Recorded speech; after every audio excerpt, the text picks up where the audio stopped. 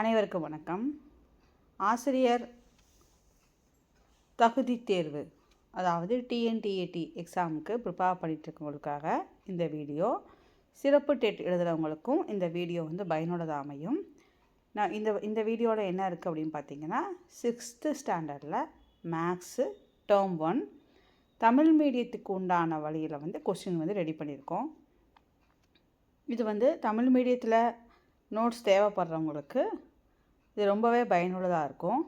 நம்ம அங்கங்கே 20 question 30 question எடுத்து வீடியோ போட போகிறது கிடையாது. Chapter wise nook and corner எல்லாமே கவர் ஆகிற மாதிரி தான் நம்ம சேனல் எப்போவுமே வீடியோஸ் போடுவோம்.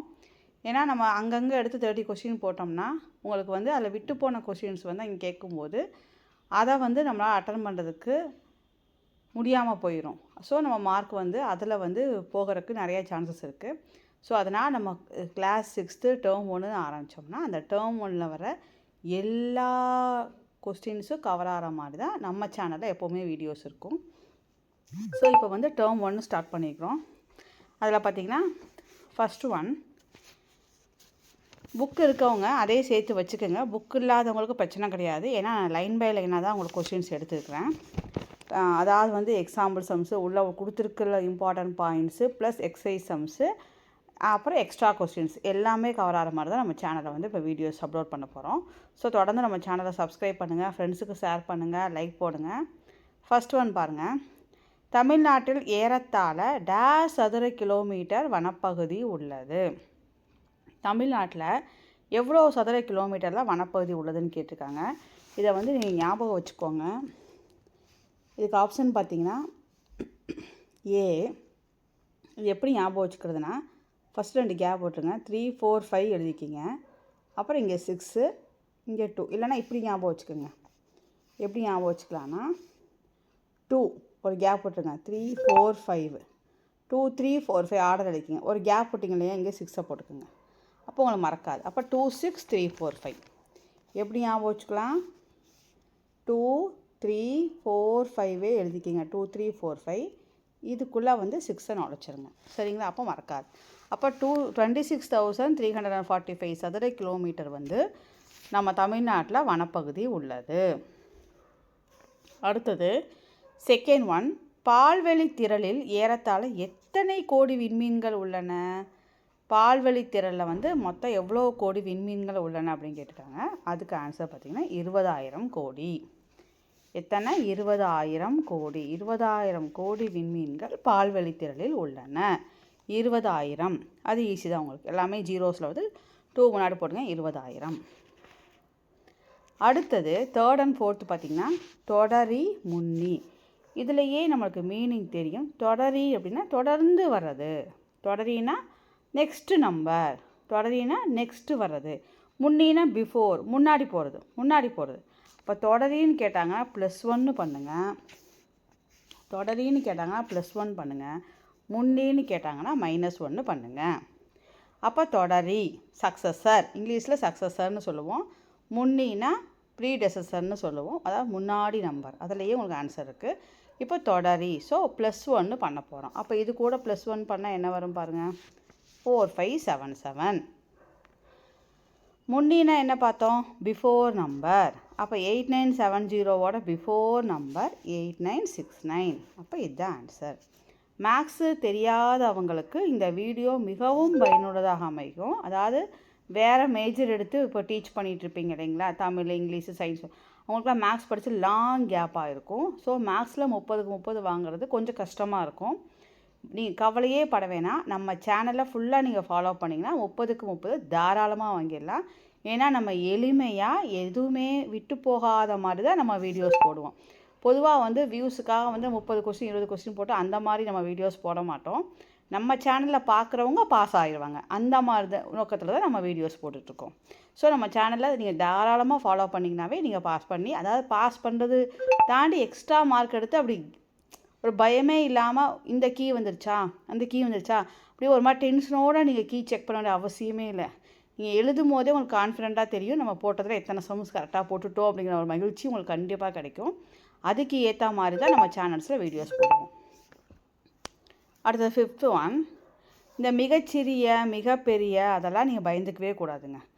அதாவது பெரியன்னு கொடுத்துட்டாங்கனாவே 999 அப்படி தான் போடுவோம். சிறியன்னு கொடுத்துட்டாங்கன்னா ஃபஸ்ட் நம்பர் மட்டும் 1 போடுவோம், மீதி எல்லாம் முட்டையில் போடுவோம், அவ்வளோதான். ஸோ எத்தனை எண்ணுன்னு கவுண்ட் பண்ணிக்கிங்க, அதுக்கு தகுந்த மாதிரி போட்டுக்குங்க. பெரியனா 99 தான் வரும், சிறியனா 00 தான் வரும். ஃபஸ்ட் நம்பர் மட்டும் நீங்கள் 1 போடுறாப்புல இருக்கும். ஏன்னா முன்னாடி உள்ள ஜீரோக்கு வேல்யூ இல்லாதனால 1 போட்டுக்குவோம்.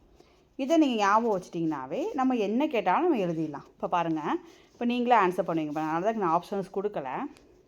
மிகப்பெரிய ஓர் இலக்க எண் பெரியன்னு வந்தாலும் நம்ம என்ன சொன்னோம், 9லேருந்து ஆரம்பிங்கன்னு சொன்னோம். ஓர் இலக்க எண் தான், அப்போ ஒரு நம்பர் தான். ஸோ 9ஓட ஸ்டாப் பண்ணுங்கள். ஓகேங்களா? பெரியன்னு வந்தால் 9ல் ஆரம்பிங்க, சிறியன்னு வந்தால் 00 போட்டு தள்ளுங்க, முன்னாடி 1 போட்டுருங்க, அவ்வளோதான். இப்போ அடுத்ததும் பாருங்கள், பெரிய அப்போ 9 தான் போடணும். எத்தனை போடணும்? 3 இலக்க, அப்போ 3 9 போட்டு தள்ளிடுங்க. அடுத்தது பாருங்கள், பெரிய 4 இலக்க, அப்போ 4 9. இதை யூஸ் பண்ணி அவங்க கேட்கலாம், மிகப்பெரிய 4 இலக்க எண்ணிலிருந்து மிகச்சிறிய 3 இலக்க எண்ணை கழித்தால் என்ன வரும்? நீங்கள் அழகோடு அதை எழுதி மைனஸ் பண்ணிட வேண்டியதான். சரிங்களா? இது தெரிஞ்சுட்டாலே நம்ம அதை போட்டுடலாம். இப்போ அடுத்தது பாருங்கள், மிகச்சிறிய 3 இலக்க எண் 3 நம்பர் தான் போடணும். ஃபஸ்ட் நம்பர் மட்டும்தான் 1 போட சொன்னோம், இதில் முட்டை போட்டுக்கணும். ஓகேங்களா? அடுத்தது பாருங்கள், மிகச்சிறிய 4 இலக்க எண், சிறியனாவே ஃபஸ்ட்டு நம்பர் மட்டும் 1, மீதியெல்லாம் முட்டை. 4 இலக்க எண், அப்போ 1 போட்டு 3 0, 4 நம்பர் வந்துடுச்சு. கரெக்டுங்களா? இப்படி தான் இதை ஃபில்லப் பண்ணணும். அடுத்தது பாருங்கள், சிறிய 7 இலக்க எண், அப்போ 1 போட்டு 6 0 போட்டால் மொத்தம் 7 நம்பர் கிடச்சிருங்களா? சரிங்களா? அவ்வளோதான். மிகச்சிறிய 8 இலக்க எண், 1 போட்டு 7 0 போட்டுருங்க, 3 6 7 0, அவ்வளோதாங்க. இப்படி தான் அதை படிக்கணும். சரிங்களா? அடுத்தது, ஒரு லட்சத்தில் எத்தனை ஆயிரங்கள் உள்ளன அப்படின்னு கேட்குறாங்க. ஒரு லட்சத்தில் எவ்வளோ ஆயிரங்கள் உள்ளன? இதெல்லாம் நீங்கள் மனப்பாடமே பண்ண வேணாம். மனப்பாடம் பண்ணினீங்கன்னா அங்கே போய் 10 100 1000 கன்ஃபியூஷன் அதாவது மேக்ஸ் படித்தவங்களுக்கே வரும். இப்போ மேக்ஸ் மேஜராக இல்லாதவங்களுக்கு கண்டிப்பாக வரும். அப்போ என்ன பண்ணணும் அப்படின்னா, முதல்ல 1 லட்சம்னா எழுதுங்க. இப்போ 1 லட்சம் 1 10 100 1000 10000 லட்சம், இதான 1 லட்சம். இப்போ 1 லட்சத்தில் எத்தனை ஆயிரங்கள்னு கேட்டிருக்கான். அப்போ ஆயிரங்கள்னால் எத்தனை ஜீரோ? 3 0. அப்போ இந்த 3 0வை அடிச்சு விட்ருங்க. இப்போ 1 லட்சத்துக்கு எத்தனை? 100 ஆயிரங்கள், அவ்வளோதான். புரியுதான்னு பாருங்கள். இன்னொரு டைம் சொல்கிறேன். 1 லட்சத்தில் எத்தனை ஆயிரங்கள் உள்ளன? ஃபஸ்ட்டு 1 லட்சத்தை எழுதுங்க. 1 10 100 1000 10000 லட்சம். வேணும் இதில் எத்தனை ஆயிரங்கள், அப்போ என்ன அர்த்தம்னா 1000ஆல் வகுன்னு அர்த்தம். அதாவது 1000க்கு எத்தனை ஜீரோக்கோ அதை அடிச்சு விட்லாம். இப்போ 1000ஆல் வகுத்துருங்க. அப்போ மிச்சம் எத்தனைக்கு? 100. அப்போ 1 லட்சத்துக்கு 100 ஆயிரங்கள். 1 லட்சத்துக்கு 100 ஆயிரங்கள். 1 லட்சத்துக்கு 100 ஆயிரங்கள். 1 லட்சத்துக்கு 100 ஆயிரங்கள். இதே மாதிரி தான் எதை கேட்டாலும். இப்போ 1 லட்சத்துக்கு எத்தனை 10கள், 1 லட்சத்துக்கு எத்தனை 100கள், எதை கேட்குறோன்னா அதை கீழே போட்டு அடிச்சு விட்ருங்க. மிச்சம் எவ்வளோக்கா அதாங்க ஆன்சர். ஓகேங்களா? அடுத்தது, இந்த இந்திய முறையில் காற்புள்ளி பன்னாட்டு முறை, அதாவது இங்கிலீஷில் பார்த்தீங்கன்னா இந்தியன் சிஸ்டம் இன்டர்நேஷ்னல் சிஸ்டம்னு சொல்லுவாங்க இல்லைங்களா? இந்திய முறை பன்னாட்டு முறை. இந்திய முறைனா எப்படி போடணுன்னா, ஃபஸ்ட்டு மட்டும் 3 நம்பருக்கு போடுவோம். ஃபஸ்ட்டு மட்டும் 3 நம்பர், 1 10 100, அது சேர்த்து தான் நம்ம போடுவோம், பிரிக்க மாட்டோம். 1 10 100, அதனால் ஃபஸ்ட்டு மட்டும் 3 நம்பர். அப்புறமெல்லாம் 2 2வாக போடுங்கன்னு ஞாபகம் வச்சுக்கோங்க. ஃபஸ்ட்டு மட்டும்தான் 3, அப்புறம்லாம் 2 2வாக போடணும். அப்போ இங்கே எது டேலி ஆகுதுன்னு பாருங்கள். இது கரெக்டாக, இது தப்பு. இது பார்த்தீங்கன்னா ஃபஸ்ட்டு 2 போட்டிருக்கான் தப்பு, இங்கே 2 போட்டிருக்கான். அப்போ இதுதான் ஃபஸ்ட்டு எடுத்துனே பாருங்கள். 1 2 3, 3க்கு போட்டிருக்கானா, அப்புறம் 2 2வாக போடணும். சரிங்களா? ஃபஸ்ட்டு மட்டும் 3 நம்பருக்கு அப்புறமா காமா. பின்னாடி இருந்து பாருங்கள், மறந்துடாதீங்க. பின்னாடி இருந்து பாருங்கள். 3 3 ஃபஸ்ட்டு மட்டும் இந்திய முறைக்கு 3 3 மட்டும் வரும். அப்போ தான் 2 2வாக தான் வரும். இதே இது பன்னாட்டு முறைனா 3 3ஆக தான் வரும். அதில் குழப்பமே இல்லை. 3 3ஆக வர்றதா இன்டர்நேஷ்னல் பன்னாட்டு முறை. இந்திய முறைனா ஃபஸ்ட்டு மட்டும் 3ங்க, அப்புறமெல்லாம் 2 2வாக கொடுத்துருவாங்க. சரிங்களா?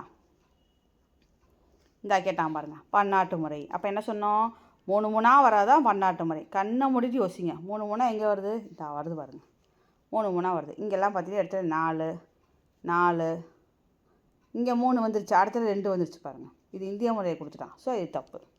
ஸோ பன்னாட்டு முறைனா 3 3 வரணும். இந்திய முறைனா ஃபஸ்ட்டு மட்டும் 3, அப்புறம்லாம் 2 2. ஓகேங்களா? இந்த வந்துருச்சு பாருங்கள் நம்ம சொன்ன ஒரு மில்லியன். இது அதாவதுங்க லட்சம், அதாவது 1 10 100 1000 10,000 லட்சம் 10 லட்சம். அதுக்கப்புறம் பார்த்தீங்கன்னா கோடி, லட்சங்கள் கோடிகள் தான் நம்ம இந்திய முறை. மில்லியன் பில்லியனில் பன்னாட்டு முறை. அதை ஞாபகம் வச்சுங்க. இப்போ ஒரு மில்லியனுக்கு எத்தனை ஆயிரங்கள்னு கேட்குறாங்க. நான் என்ன சொன்னேன், இதெல்லாம் மனப்பாடம் பண்ணக்கூடாது. நீங்கள் மில்லியனுக்கு ஜீரோஸ் போட்டு பாருங்கள். இப்போ ஒரு மில்லியனுக்கு எத்தனை ஆயிரங்கள் நம்ம அதை வச்சு கண்டுபிடிச்சிடலாம். இப்போ நம்ம மில்லியனுங்கிறனால பன்னாட்டு முறையில் எழுத போகிறோம். சரிங்களா?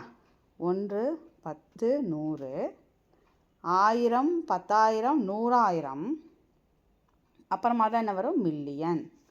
இதில் எத்தனை ஆயிரங்கள், அப்போ ஆயிரங்கள், ஆயிரத்துக்கு 3 0 அடிச்சு விட்ருங்க. அப்போ ஒரு மில்லியன் ஈக்குவல் டு 1000 ஆயிரங்கள். அவ்வளோதான். எவ்வளோ ஈஸியாக வந்துடுச்சு பாருங்கள். இப்படி தான் போடணும். இதெல்லாம் மேக்ஸை பொறுத்த வரைக்கும் நீங்கள் ஃபார்முலாஸ் மட்டும்தான் மனப்பாடம் பண்ணிக்கணுமே ஒழிய இதெல்லாம் மனப்பாடம் பண்ணக்கூடாது. ஏன்னா நீங்கள் மனப்பாடம் பண்ணிட்டு போனீங்கன்னா மேக்ஸ் படித்தவங்களுக்குமே இங்கே போய் 100 1000 அந்த மாதிரி குழப்பம் வரும். அதில் மேக்ஸ் சப்ஜெக்ட் இல்லாதவங்களுக்கு கண்டிப்பாக அது குழப்பம். இல்லை இந்த மாதிரி எழுதிட்டு போடுங்க. இன்னொரு வாட்டி வேணால் அந்த சம் போடலாம். இந்த மாதிரி சம்ஸாக கேட்குறாங்க. 1 10 100 1000 10,000 100,000 பன்னாட்டு முறை. ஞாபகம் வச்சுங்க. 1 10 100 1000 10,000 100,000 மில்லியன். எத்தனை ஆயிரங்கள், அப்போ 1000ஆல் வகுங்க. அப்போ 1000 ஆயிரங்கள். So option B. Option B. எவ்வளோ ஈஸியாக இருக்குது பாருங்கள். மேக்ஸை பொறுத்த வரைக்கும் அப்படி ருசித்து பார்த்தீங்கன்னு வச்சுக்கோங்களேன், இருக்கிறதுலே ஈஸியான சப்ஜெக்ட் மேக்ஸுங்க. ஏன்னா நம்ம படிக்க வேணாம், கஷ்டப்பட்டதுக்கு டயக்ராம் போட வேணாம், சோசியல் மாதிரி அத்தனை ஹிஸ்ட்ரி பற்றி அதை பற்றிலாம் அத்தனை பேரெல்லாம் ஞாபகம் வச்சுக்க வேணாம். இந்த ட்ரிக்கை மட்டும் பார்த்துட்டிங்கன்னா மேக்ஸ் அவ்வளோ ஈஸி.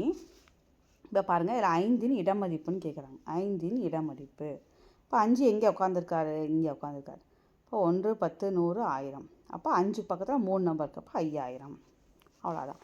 அந்த நம்பரை பக்கத்தில் எத்தனை முட்டை இருக்கோ அதை மட்டும் எத்தனை நம்பர் இருக்கோ அதை மட்டும் போடணும். சரிங்களா? அவ்வளோதான். இது நீங்களே கண்டுபிடிங்க. மிகச்சிறிய 7 இலக்க எண், சிறியன்னு வந்துட்டாலே 1 வரும் ஃபஸ்ட்டு. அப்போ இதெல்லாம் வராது. கரெக்டுங்களா? இப்போ இது 2ல் தான் ஏதோ 1 வரும். அதுக்கப்புறம் 6 முட்டை வரணும். அப்போ இதுதான் ஆப்ஷன். கரெக்டுங்களா? விரிவாக்கம். விரிவாக்கம்னா எக்ஸ்பேண்டட் ஃபார்ம். அப்போ என்ன பண்ண, எப்படி போனால் 7 போடணும். எண்ணிக்கிங்க. 1 2 3 4 5 6 நம்பர் இருக்கா? அப்போ 6 முட்டைகள் ப்ளஸ் அடுத்தது எனக்கு பாருங்கள் 6 புக்கு. 6 பக்கத்தில் எத்தனை இருக்குது, 5 நம்பர் இருக்குது. அப்போ 5 முட்டைகள். இப்படி தான் எழுதணும். இது எக்ஸ்பேண்டட் ஃபார்ம். திரும்ப 7 வருது. எத்தனை முட்டைகள், 4 முட்டைகள். அடுத்தது 0 தான், ப்ளஸ் 0 மட்டும் போடுங்க போதும். அடுத்து 9 பக்கத்தில் 2, அடுத்தது 0 5 தான். 5 கடைசியாக இருந்தாலும் 5. இப்படி தான் எழுதணும். இது இதோட எக்ஸ்பேண்டட் ஃபார்ம், அதாவது விரிவாக்கம். ஓகேங்களா? அந்தந்த பிளேஸுக்கு அப்புறம் எத்தனை நம்பர் இருக்கோ அதை கவுண்ட் பண்ணி முட்டையாக மாற்றிடணும். அவ்வளோதான். ஜீரோஸாக போடணும். சரிங்களா? 19 இந்திய முறையிலும் எழுதணும், பன்னாட்டு முறையிலும் எழுதணும். சரி, எழுதிடலாம். இந்திய முறையில் நம்ம என்ன சொன்னோம், ஃபஸ்ட்டு மட்டும் 3, அப்புறம்லாம் 2 2 கமா போட்டாச்சு. சரிங்களா? இப்போ இது எப்படி ஆரம்பிக்கணும்னு பாருங்கள். இந்திய முறைனா எப்படி ஆரம்பிப்போம், 1 10 100 1000 10,000 லட்சம் 10 லட்சம் கோடி. அப்போ எப்படி சொல்லுவோம், 9 கோடியை 75 லட்சத்து 63,453. கரெக்டுங்களா? 9 கோடியை 75 லட்சத்து 63,453. இது இந்திய முறை. அடுத்தது பன்னாட்டு முறை என்ன சொன்னோம், 3 3 போடணும். அப்போ இந்த 3 இந்த 3 இது 2 தான் இருக்குது. சரிங்களா? அப்போ எப்படி பிரிக்கணும், 1 10 100 1000 10,000 100,000. சரிங்களா? 1000 10,000 100,000 மில்லியன் 10 மில்லியன். அப்போது இது வந்து மில்லியனில் வந்துருச்சு. அப்போ 97 மில்லியன் 563,000 453. கரெக்டுங்களா? 97 மில்லியன் 563,000 453. இதுதான் பன்னாட்டு முறை. பன்னாட்டு முறை 1s, 10s, 100. இது தமிழில் சொல்லணுன்னா 1, 10, 100, 1000, 10,000, 100,000, மில்லியன், 10 மில்லியன், 100 மில்லியன், அப்புறம் பில்லியன் அப்படி போகும். சரிங்களா? அடுத்தது 20. ஒரு பில்லியன் ஈக்குவல் டு எத்தனை கோடி? இது எதுக்கு ஈக்குவல்னு கேட்குறாங்க. ஒரு பில்லியன் ஈக்குவல் டு இதை வந்து இதில் எது வந்து ஈக்குவலாக கேட்குறாங்க. இப்போ ஒரு பில்லியன் அதுக்கு ஏற்ற மாதிரி நீங்கள் ஆன்சர் எழுதணும். இப்போ ஒரு பில்லியன் எழுதி பார்ப்போம். 1s, 10s, 100, 1, 10, 100, 1000, 10,000, 100,000, million, 10 million, 100 million, அப்புறமா தான் பில்லியன் வரும். இப்போ இதே தமிழில் சொல்லி பார்ப்போம். 1, 10, 100, 1000, 10,000, லட்சம், 10 லட்சம், கோடி, 10 கோடி, 100 கோடி. கரெக்டுங்களா? அப்போ ஒரு பில்லியன் ஈக்குவல் டு 100 கோடி. ஒரு பில்லியன் ஈக்குவல் டு 100 கோடி. கரெக்டுங்களா? அவ்வளோதான். இந்த மாதிரி எழுதி பார்த்துட்டிங்கன்னா உங்களுக்கு குழப்பம் வராது.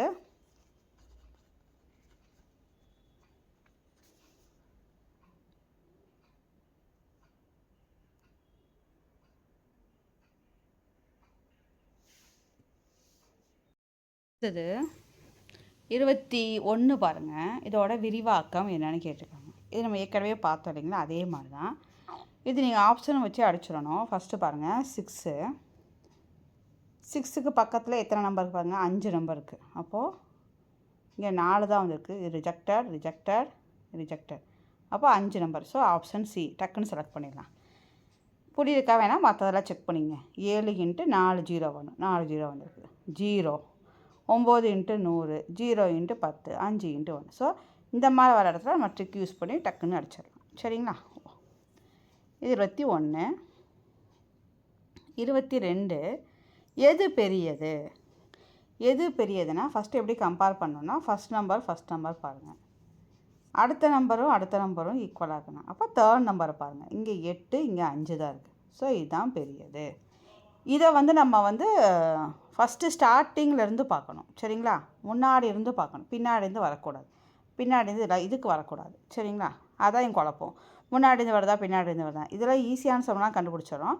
பொதுவாக வேறு ஏதாவது கொஞ்சம் கொஸ்டின் ட்விஸ்ட் பண்ணி கேட்டாங்கன்னா அப்படி குழப்பக்கூடாது. அடுத்தது ஏறு வரிசை. ஏறு வரிசைனா என்னது?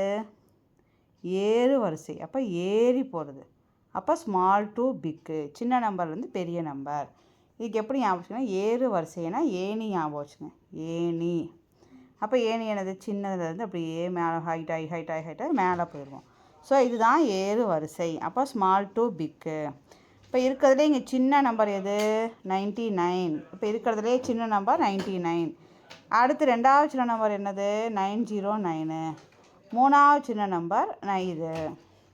அடுத்தது நாலாவது சின்ன நம்பர், இது அஞ்சாவது சின்ன நம்பர். அப்போது ஃபஸ்ட்டு வந்து 2 நம்பர் வருது. இது ஃபஸ்ட்டு.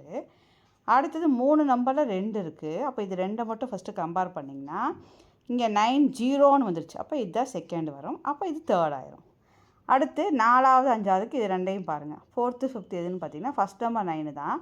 இங்கே 9, இங்கே 0 வந்துச்சு. அப்போ இதுதான் 4th, இது 5th. அப்போ இந்த ஆர்டரில் எது இருக்குதுன்னு பார்த்தீங்கன்னா ஆப்ஷன் ஏ தான் இருக்குது. இதை ஏறு வரிசை, ஸ்மால் டு பிக், சின்னலேருந்து பெருசு. அதே இறங்கு வரிசைனா அப்படியே ரிவர்ஸில் வரும். இது பார்த்திங்கன்னா இது இறங்கு வரிசை கேட்டிருந்தாங்கன்னா இது எழுதியிருப்பீங்க. சரிங்களா?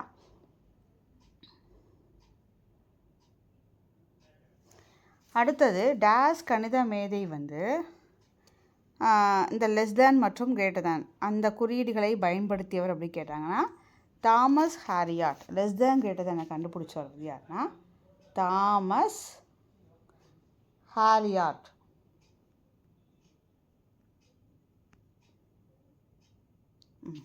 தாமஸ் ஹாரியாட் இவர் தான் வந்து லெஸ் தேன் கிரேட்டர் தேன் சிம்பிளை கண்டுபிடிச்சவர்.